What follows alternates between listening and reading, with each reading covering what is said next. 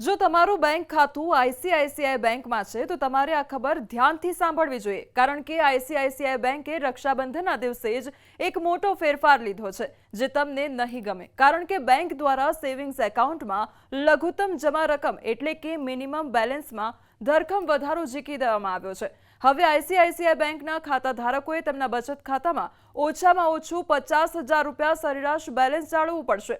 આ નિયમ 1 ઓગસ્ટ 2025થી અમલમાં આવશે। તો સીએનબીસી આવાસના રિપોર્ટ અનુસાર આ નિયમ 1 ઓગસ્ટ કે ત્યારબાદ નવું ખાતું ખોલાવનારા ગ્રાહકો માટે જ લાગુ પડશે। બેંક દ્વારા મેટ્રો શહેરોથી લઈને ગામડાઓ સુધીના બચત ખાતાઓ માટે મિનિમમ બેલેન્સની મર્યાદા વધારી દીધી છે। આઈસીઆઈસીઆઈ બેંક દ્વારા મેટ્રો અને શહેરી વિસ્તારોમાં મિનિમમ બેલેન્સ મર્યાદા જે 10,000 હતી તે હવે 5 ગણી એટલે કે 50,000 કરી દેવામાં આવી છે। અર્ધ શહેરી વિસ્તારોની બ્રાન્ચમાં આ મર્યાદા 5,000 હતી જે વધીને હવે 25,000 થઈ ગયા છે, જ્યારે ગ્રામ્ય વિસ્તારની બ્રાન્ચમાં મિનિમમ બેલેન્સની મર્યાદા 2,500થી વધારીને 10,000 કરી દેવામાં આવી છે। ઘરેલુ બેંકોમાં આઈસીઆઈસીઆઈ બેંકનું લઘુત્તમ ખાતા બેલેન્સ સૌથી વધુ છે। મની કંટ્રોલના રિપોર્ટ અનુસાર જાહેર ક્ષેત્રની સૌથી મોટી બેંક એસબીઆઈએ 2020માં જ બચત ખાતામાં મિનિમમ બેલેન્સનો નિયમ હટાવી દીધો હતો અને અન્ય બેંકોએ ઓપરેશનલ ખર્ચનું સંચાલન કરવા માટે બચત ખાતામાં 2,000થી લઈને 10,000નું મિનિમમ બેલેન્સ જાળવવાનું નક્કી કરેલું છે। તો ખાનગી ક્ષેત્રની સૌથી મોટી બેંક એચડીએફસી બેંકની વાત કરીએ તો મેટ્રો અને શહેરી બ્રાન્ચમાં બચત ખાતામાં ઓછામાં ઓછું 10,000, અર્ધ શહેરી વિસ્તારની બ્રાન્ચમાં 5,000 અને ગ્રામીણ બ્રાન્ચમાં 2,500 રૂપિયા જાળવવાની જરૂર પડે છે। બેંકો તેમના દૈનિક ઓપરેશનલ ખર્ચ માટે ન્યૂનતમ બેલેન્સ સંબંધિત નિયમો બનાવતા હોય છે અને જે ગ્રાહકો મિનિમમ બેલેન્સ જાળવવામાં નિષ્ફળ જાય તેમની પાસેથી પેનલ્ટી વસૂલવામાં આવતી હોય છે। જો કે આઈસીઆઈસીઆઈ બેંક નવા ખાતાઓ માટે નવા નિયમોની જાહેરાત કરી છે, એટલે કે 1 ઓગસ્ટથી ખોલવામાં આવેલા ખાતામાં ખાતા ધારકોએ અગાઉની સરખામણીએ ઘણી વધુ રકમ જાળવવી પડશે।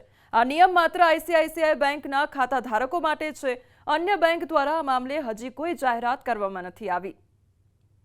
જો તમારું બેંક ખાતું આઈસીઆઈસીઆઈ બેંકમાં છે તો તમારે આ ખબર ધ્યાનથી સાંભળવી જોઈએ, કારણ કે આઈસીઆઈસીઆઈ બેંકે રક્ષાબંધનના દિવસે જ એક મોટો ફેરફાર લીધો છે જે તમને નહીં ગમે, કારણ કે બેંક દ્વારા સેવિંગ્સ એકાઉન્ટમાં લઘુત્તમ જમા રકમ એટલે કે મિનિમમ બેલેન્સમાં ધરખમ વધારો ઝીકી દેવામાં આવ્યો છે। હવે આઈસીઆઈસીઆઈ બેંકના ખાતા ધારકોએ તેમના બચત ખાતામાં ઓછામાં ઓછું 50,000 રૂપિયા સરેરાશ બેલેન્સ જાળવવું પડશે। આ નિયમ 1 ઓગસ્ટ 2025થી અમલમાં આવશે। તો સીએનબીસી આવાસના રિપોર્ટ અનુસાર આ નિયમ 1 ઓગસ્ટ કે ત્યારબાદ નવું ખાતું ખોલાવનારા ગ્રાહકો માટે જ લાગુ પડશે।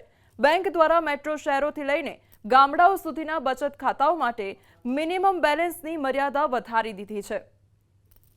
આઈસીઆઈસીઆઈ બેંક દ્વારા મેટ્રો અને શહેરી વિસ્તારોમાં મિનિમમ બેલેન્સ મર્યાદા જે 10,000 હતી તે હવે 5 ગણી એટલે કે 50,000 કરી દેવામાં આવી છે। અર્ધ શહેરી વિસ્તારોની બ્રાન્ચમાં આ મર્યાદા 5,000 હતી જે વધીને હવે 25,000 થઈ ગયા છે, જ્યારે ગ્રામ્ય વિસ્તારની બ્રાન્ચમાં મિનિમમ બેલેન્સની મર્યાદા 2,500થી વધારીને 10,000 કરી દેવામાં આવી છે। ઘરેલુ બેંકોમાં આઈસીઆઈસીઆઈ બેંકનું લઘુત્તમ ખાતા બેલેન્સ સૌથી વધુ છે। મની કંટ્રોલના રિપોર્ટ અનુસાર જાહેર ક્ષેત્રની સૌથી મોટી બેંક એસબીઆઈએ 2020માં જ બચત ખાતામાં મિનિમમ બેલેન્સનો નિયમ હટાવી દીધો હતો અને અન્ય બેંકોએ ઓપરેશનલ ખર્ચનું સંચાલન કરવા માટે બચત ખાતામાં 2,000થી લઈને 10,000નું મિનિમમ બેલેન્સ જાળવવાનું નક્કી કરેલું છે। તો ખાનગી ક્ષેત્રની સૌથી મોટી બેંક એચડીએફસી બેંકની વાત કરીએ તો મેટ્રો અને શહેરી બ્રાન્ચમાં બચત ખાતામાં ઓછામાં ઓછું 10,000, અર્ધ શહેરી વિસ્તારની બ્રાન્ચમાં 5,000 અને ગ્રામીણ બ્રાન્ચમાં 2,500 રૂપિયા જાળવવાની જરૂર પડે છે। બેંકો તેમના દૈનિક ઓપરેશનલ ખર્ચ માટે ન્યૂનતમ બેલેન્સ સંબંધિત નિયમો બનાવતા હોય છે અને જે ગ્રાહકો મિનિમમ બેલેન્સ જાળવવામાં નિષ્ફળ જાય તેમની પાસેથી પેનલ્ટી વસૂલવામાં આવતી હોય છે।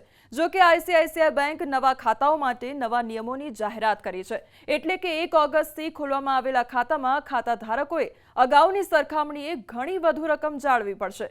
આ નિયમ માત્ર આઈસીઆઈસીઆઈ બેંકના ખાતા ધારકો માટે છે। અન્ય બેંક દ્વારા આ મામલે હજી કોઈ જાહેરાત કરવામાં નથી આવી।